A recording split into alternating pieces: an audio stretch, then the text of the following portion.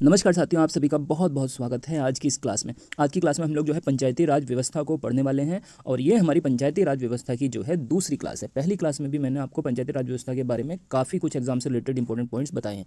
तो चलिए शुरुआत करते हैं इस क्लास की। देखिए, सबसे पहले बात करते हैं हम पंचायती राज संस्थान की। तो देखिए, पंचायती राज संस्थान क्या होता है।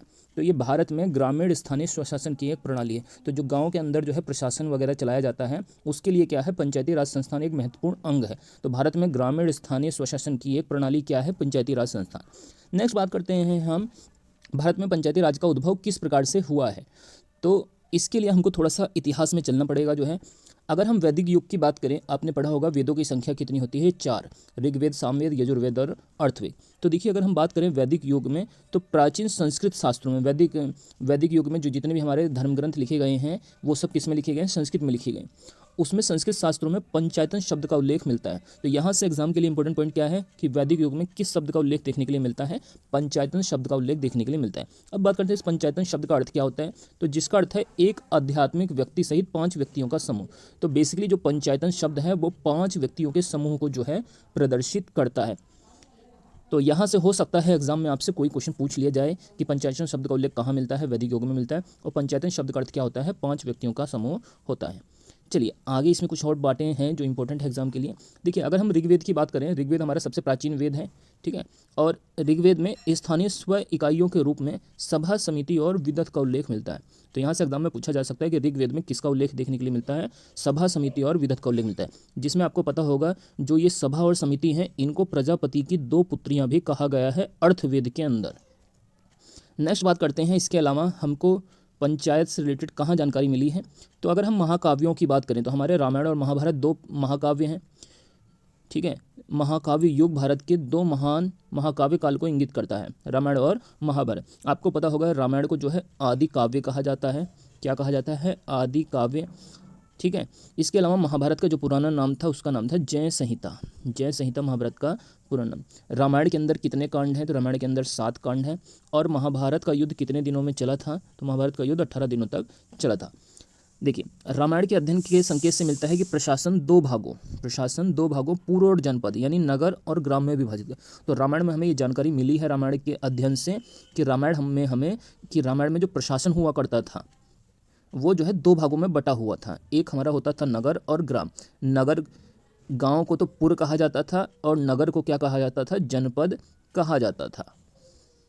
चलिए आगे इसमें देखते हैं कुछ और इंपॉर्टेंट पॉइंट। देखिए, महाभारत के शांति पर्व, महाभारत के अंदर क्या है, महाभारत में कई सारे पर्व हैं, उसी में से एक पर्व है शांति पर्व। और कौटिल्य के अर्थशास्त्र पुस्तक को किसने लिखा है, कौटिल्य।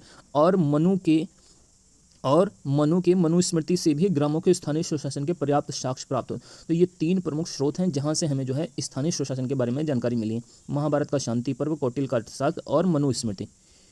चलिए आगे इसमें देखते हैं कुछ और इंपॉर्टेंट पॉइंट्स। देखिए, महाभारत के अनुसार ग्राम के ऊपर, देखिए महाभारत के अंदर क्या था, महाभारत के अनुसार ग्राम के ऊपर 10, 20, 100 और 1000 ग्राम समूहों का इकाइयां विद्यमान थी। मतलब जो गांव होते थे उसके ऊपर भी जो है 10, 20, 100 और 1000 ग्राम समूहों की इकाइयां विद्यमान थी महाभारत के समय में। अगर हम आगे बात करें तो जो गांव का मुख्य अधिकारी होता था उसको ग्रामिक कहा जाता था। क्या कहा जाता था, गांव का मुख्य अधिकारी को ग्रामिक। आपसे यहाँ से पूछा जा सकता है कि ग्राम का मुख्य अधिकारी क्या कहलाता था, तो ये ग्रामिक कहलाता था। जबकि दशप शब्द 10 ग्रामों का प्रमुख होता था। तो देखिए, दशप ग्रामिक किसका हो गया, गांव का प्रमुख अधिकारी हो गया। दशप शब्द 10 ग्रामों का प्रमुख होता था। इसके अलावा विश्व अधिपति, देखिए इसके बाद बात करें हम विश्व अधिपति, ये 7 ग्राम अध्यक्ष और 7 ग्राम पति क्रमशः 20, 100 और 1000 ग्रामों के प्रमुख होते थे। देखिए, अगर बात करें विश्व अधिपति तो ये जो है 20 गांवों का प्रमुख होता था। 7 ग्राम अध्यक्ष 100 ग्रामों का जो है प्रमुख होता था। और 7 ग्राम पति ये 1000 ग्रामों का प्रमुख होता था। तो ये काफ़ी इंपॉर्टेंट है। विश्व अधिपति अगर पूछा जाए 20 का, 7 पूछा जाए तो 100 का, और 7 ग्राम पति पूछे तो 1000 ग्रामों का ये प्रमुख होता था। नेक्स्ट बात करते हैं, प्राचीन काल कौटिल्य के अर्थशास्त्र में ग्राम पंचायतों का उल्लेख मिलता है। तो इसको हमने पीछे डिस्कस भी किया था कि जो कौटिल्य के द्वारा लिखा गया अर्थशास्त्र है, इसमें भी हमें ग्राम पंचायत का उल्लेख देखने के लिए मिलता है। इसके अलावा बात करें, नगर को पुर कहा जाता था। नगर को क्या कहा जाता था? पुर कहा जाता था। तो यहाँ देखिए, मैंने आपको पहले भी बताया था कि देखिए जो पुर होता था वो किसको कहा जाता था? नगर को। और जनपद शब्द ग्राम के लिए आता था। ठीक है, पहले शायद मैंने इसको जो है उल्टा बता दिया था, तो अभी आप इसको सही कर लेंगे कि पुर शब्द नगर के लिए और जनपद शब्द गांव के लिए आता था। इसके अलावा बात की जाए, नगर को पुर कहा जाता था और इसका प्रमुख नागरिक कहलाता था। नगर का प्रमुख क्या कहलाता था? नागरिक कहलाता था। चलिए, अब हम लोग देखते हैं पंचायती राज व्यवस्था से संबंधित कुछ इंपॉर्टेंट क्वेश्चंस जो आपके एग्जाम में पूछे जा सकते हैं। देखिए, बात की जाए, देखिए बेटा, पहला क्वेश्चन हमारे सामने क्या पूछा गया है कि पहले प्रश्न में पूछा जाए, पंचायती राज या स्थानीय स्वशासन का जनक किसे माना जाता है? तो देखिए, ये माना जाता है लॉर्ड रिपन को। लॉर्ड रिपन को जो है भारत में पंचायती राज या स्थानीय स्वशासन का जनक माना जाता है। नेक्स्ट बात करते हैं दूसरे प्रश्न की। दूसरे प्रश्न में पूछा गया है, संविधान के किस भाग या अनुच्छेद में पंचायती राज व्यवस्था का वर्णन है? तो देखिए, अगर बात करें हम संविधान के भाग नंबर 9 में या अनुच्छेद 40 में, तो इसमें ही जो है पंचायती राज व्यवस्था का वर्णन मिलता है। अनुच्छेद 40 में क्या है? ग्राम पंचायतों के गठन की बात को कहा गया है। तो ये आप चीज़ें जो है नोट कर सकते हैं और इसकी एक अच्छे से नोट्स बनाकर सारी चीज़ें आप 2-3 बार रिवाइज कर सकते हैं एग्जाम के लिए। नेक्स्ट बात करते हैं, पंचायती राज व्यवस्था किस पर आधारित होती है? तो ये सत्ता के विकेंद्रीकरण पर आधारित होती है। तो पंचायती राज व्यवस्था हमारी किस पर आधारित होती है? सत्ता के विकेंद्रीकरण पर। नेक्स्ट बात करते हैं चौथे प्रश्न की, पंचायती राज का मुख्य उद्देश्य क्या होता है? तो देखिए, अगर हम बात करें पंचायती राज का मुख्य उद्देश्य क्या होता है? जनता को प्रशासन में भागीदारी योग्य बनाना। मतलब हमारी जो जनता है वो क्या करे? प्रशासन में अपनी भागीदारी सुनिश्चित करे। ये जो है पंचायती राज व्यवस्था का मुख्य उद्देश्य होता है। अगर हम पांचवें प्रश्न की बात करें, पंचायती राज व्यवस्था में पंचायत समिति किस पर गठित होती है? तो देखिए, पंचायती राज व्यवस्था में अगर पूछा जाए कि बताइए, एग्जाम में पूछे कि पंचायती राज व्यवस्था में पंचायत समिति किस पर गठित होती है, तो ये ब्लॉक स्तर पर गठित होती है। किस पर गठित होती है? ब्लॉक स्तर पर गठित होती है। अब हम देखते हैं छठा प्रश्न, किसके अंतर्गत पंचायती राज व्यवस्था का वर्णन है? तो देखिए, जो पंचायती राज व्यवस्था का वर्णन है वो हमारे संविधान के नीति निर्देशक सिद्धांतों के अंतर्गत इसका वर्णन है। क्योंकि आपको पता होगा, नीति निर्देशक तत्वों के अंदर ही एक लोक कल्याणकारी राज्य की स्थापना की बात कही गई है। और ये जो है नीति निर्देशक तत्व संविधान के किस भाग में आता है? तो ये भाग नंबर 4 में जो है नीति निर्देशक सिद्धांत आते हैं। और इसको हमने आयरलैंड देश से लिया हुआ है। नीति निर्देशक सिद्धांतों को कौन से देश से लिया है? आयरलैंड देश के सिद्धांत से हमने लिया हुआ है। नेक्स्ट बात करते हैं हम 7वें प्रश्न की, किस संशोधन द्वारा पंचायती राज संस्थानों को संवैधानिक दर्जा दिया गया था?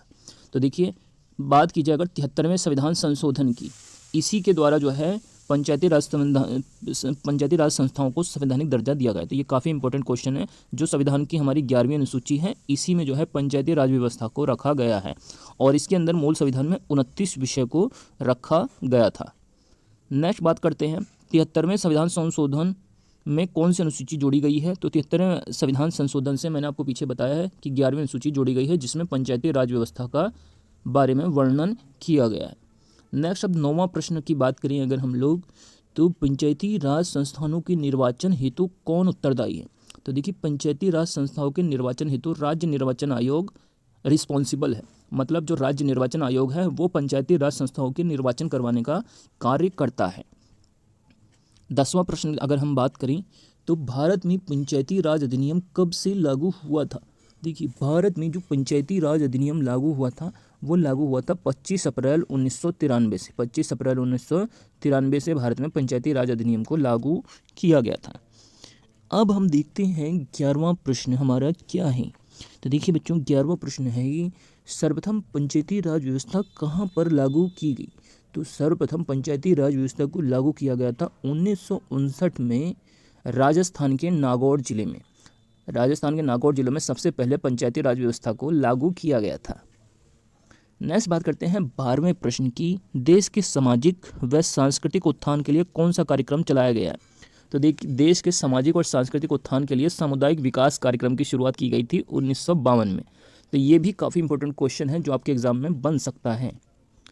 नेक्स्ट बच्चों, 13वें प्रश्न की बात करें हम लोग, भारत में सामुदायिक विकास कार्यक्रम कब आरंभ हुआ था? तो ये 2 अक्टूबर 1952 को जो है प्रारंभ किया गया था भारत में सामुदायिक विकास कार्यक्रम। 2 अक्टूबर को आपको पता होगा गांधी जी की जयंती भी मनाई जाती है। इसके अलावा लाल बहादुर शास्त्री की जयंती भी 2 अक्टूबर को ही होती है। नेक्स्ट बात करते हैं 14वें प्रश्न की, किसकी सिफारिश पर भारत में पंचायती राज व्यवस्था की स्थापना की गई थी?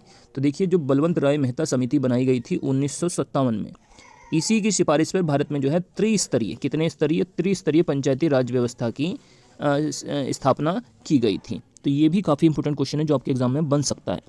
नेक्स्ट 15वें क्वेश्चन की बात करें, पंचायती राज की सबसे छोटी इकाई क्या कहलाती है? तो देखिए, पंचायती राज की जो सबसे छोटी इकाई होती है उसको ग्राम पंचायत कहा जाता है। तो पंचायती राज की सबसे छोटी इकाई ग्राम पंचायत, इसके अलावा पंचायत समिति और जिला परिषद, ये 3 प्रमुख जो है पंचायती राज व्यवस्था की इकाइयाँ होती हैं।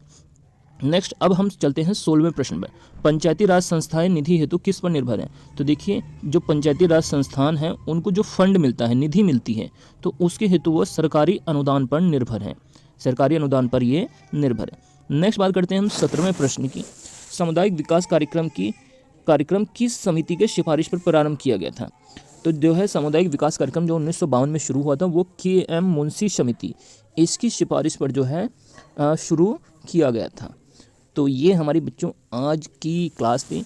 आप लोगों को ये क्लास कैसी लगी है कमेंट करके ज़रूर बताइएगा, और वीडियो को आप ज़्यादा से ज़्यादा जो है अपने दोस्तों में, अपने ग्रुप्स में जो है शेयर कीजिए, ताकि मैं आप लोगों के लिए और भी इस प्रकार की अच्छी अच्छी क्लासेस आगे ला सकूं। और आपने अगर अब तक इस चैनल को सब्सक्राइब नहीं किया है तो ज़रूर से चैनल को सब्सक्राइब कर लीजिए।